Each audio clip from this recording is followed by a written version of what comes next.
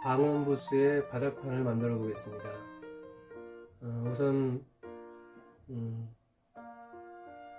방음 부스의 바닥판을 만들기 위해서 자재를 먼저 설명을 드리면, 허범재가 있고 차음 석고보드가 있고 합판, 각재, 고무 이렇게 있는데, 각 자재의 설명을 좀 드리면, 이 허범재는 기성 제품으로 나와 있는 글라스울을 선택했어요.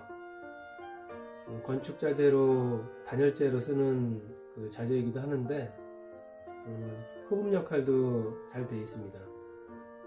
그 동일한 어떤 성능의 안면 제품도 있지만 저는 흡음재 그 글라스울을 선택했어요.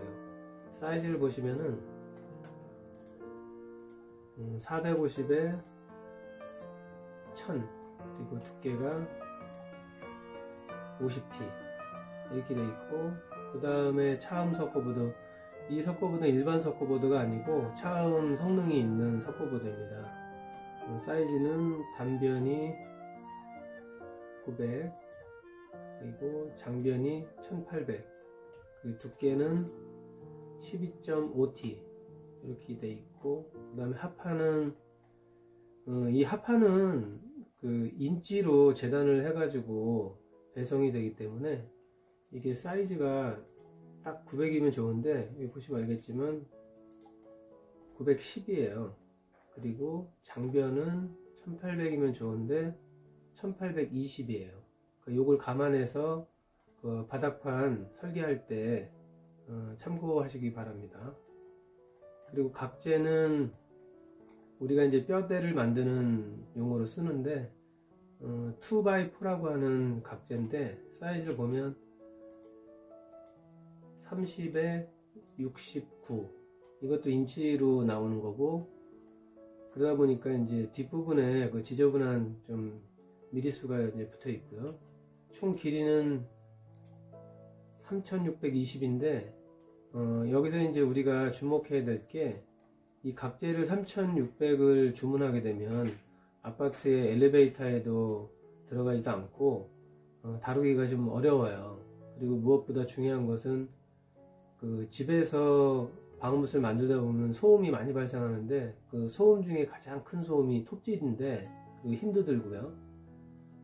요번 설계에는 모듈을 적용했기 때문에 톱질을 거의 안 하고 그 조립만 하는 형식으로 제작을 할 거예요. 그렇기 때문에 주문하실 때 여기 보시면은 반 잘려 있잖아요.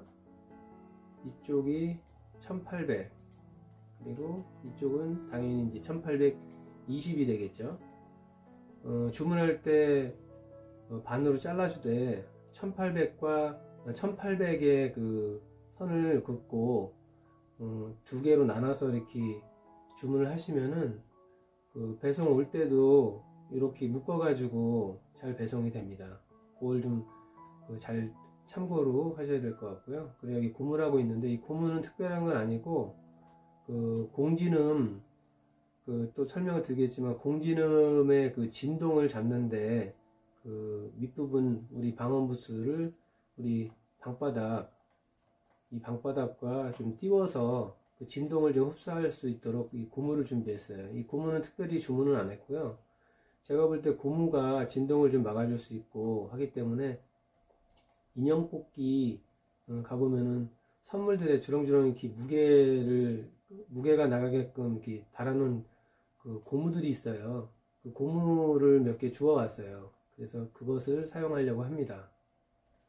이렇게 이제 자재가 이제 다 준비가 되어 있고요. 그러면 이제 설계를 이제 여러분들에게 하나하나 직접 모델링을 하면서 설명하면서 보여드리도록 하겠습니다.